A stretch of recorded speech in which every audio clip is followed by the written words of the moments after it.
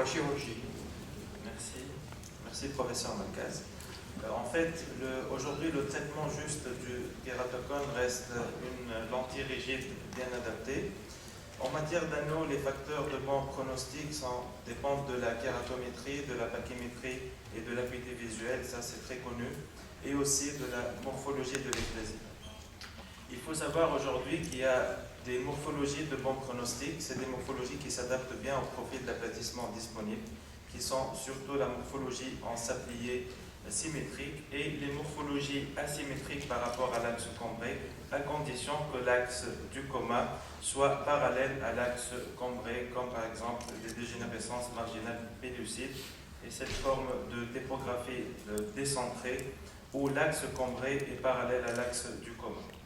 Les morphologies de mauvais pronostic, c'est surtout les kératocones asymétriques où la différence entre l'axe cambré et l'axe du coma est supérieure à 30 degrés. Je vous montre un exemple, axe cambré, axe du coma perpendiculaire. Un autre exemple, l'axe cambré en rouge, l'axe du coma en blanc complètement perpendiculaire. En fait, dans ces deux exemples, si on va mettre l'anneau sur l'axe cambré, on va traiter l'astigmatisme. Si on va mettre l'anneau sur l'axe du coma, on va corriger le coma et surcorriger l'astigmatisme. Là, je vous montre une petite vidéo pour illustrer ce que je viens de dire. Un astigmatisme, un kératocone asymétrique, une différence entre le quart supérieur et inférieur de 6 dioptries. L'anneau va aplatir en même temps en haut et en bas. Il va corriger l'astigmatisme et pas du tout le coma, donc on va avoir une mauvaise vision. Un cas d'une forme de sablier asymétrique, différence de 15 dioptries entre la partie supérieure et inférieure. Et après anneau, cette différence va persister, donc correction de l'astigmatisme et pas du coma. Donc la solution, c'est de pouvoir avoir des anneaux qui permettent d'avoir des profils d'aplatissement asymétriques et qui sont actuellement à l'étude par plusieurs constructeurs. La problématique du plan chirurgical aujourd'hui, c'est que les nomogrammes existants se basent en grande partie sur la réfraction et moins sur la morphologie de l'ectasie. Et en fait, aujourd'hui, la réfraction n'est pas la vision, mais c'est la forme qui donne une bonne vision. Et aussi, l'origine des plans chirurgicaux fournis par les sociétés d'anneaux est souvent inconnue et parfois réalisée par des représentants locaux qui sont peu expérimentés. Donc, comment procéder? Il faut bien mesurer la réfraction subjective qui est dans le cadre du kératocone très différente de la réfraction objective, bien évaluer la meilleure acuité visuelle corrigée. Quand l'acuité visuelle est supérieure à 5 dixièmes, on va plutôt opter vers un plan chirurgical qui vise la réfraction puisque l'acuité est bonne. Quand l'acuité visuelle est inférieure à 5 dixièmes, on va faire un plan chirurgical qui vise la forme, donc la topographie pour améliorer la vision. Quand on est devant un kératocone, on va au début choisir le modèle d'anneau qu'on va mettre, si on va opter pour un 5 ou un 6 mm. Ensuite, on va consulter les nomogrammes pour voir si on va mettre un ou deux anneaux, l'épaisseur, la longueur, etc.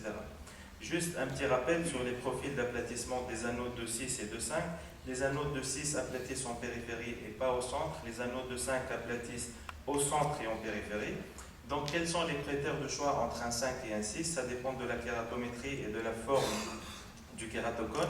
Quand on est devant des kératocones peu avancés, plutôt des astigmatismes irréguliers, et dans ce cas, on n'a pas besoin d'aplatir le centre, on a besoin de traiter un astigmatisme irrégulier. Le profil des 6 mm serait l'anneau idéal. Quand on est devant des kératocones un peu plus évolués avec une surface d'ectasie assez étendue qui touche le centre, et dans ce cas, on a besoin d'aplatir le centre et la périphérie. Donc, l'anneau de 5 mm serait le profil idéal.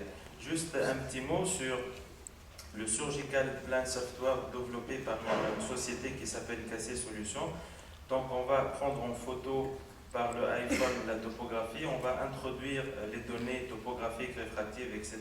qu'on va envoyer. C'est un logiciel qui est gratuit, qu'on peut télécharger gratuitement.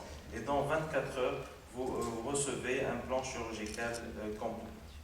Donc, juste deux exemples. C'est un kératocone... Je m'excuse de faire le rabat-joie, il te reste 20 secondes. Un kératocone stade 3 avec une surface d'ectasie assez étendue qui touche le centre. Dans ce cas, on va opter pour un anneau de 5 mm.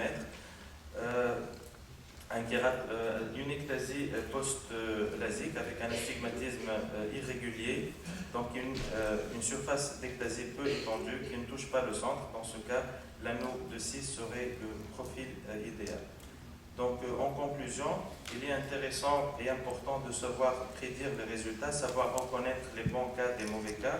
Il faut savoir que la chirurgie d'anneau est une chirurgie cornéoplastique qui vise à traiter plutôt la forme que la réfraction. Et aujourd'hui, le futur des anneaux se dirige vers la customisation qui permettra d'adapter à chaque forme de kératocone un profil d'anneau idéal. Je vous remercie.